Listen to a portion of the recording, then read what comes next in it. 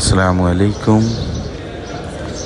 আজকে মদিনা শরীফে আমরা জুমার নামাজের জন্য এসেছি। আল কাদির ট্যুরস অ্যান্ড ট্রাভেলসের জন্য আপনারা সকলে দোয়া করবেন।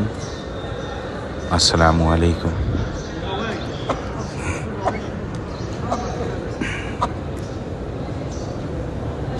কি হলো? হ্যাঁ চাচা, ওই তো পানি, ওই তো পানি খেয়ে নিয়েছো বাবা।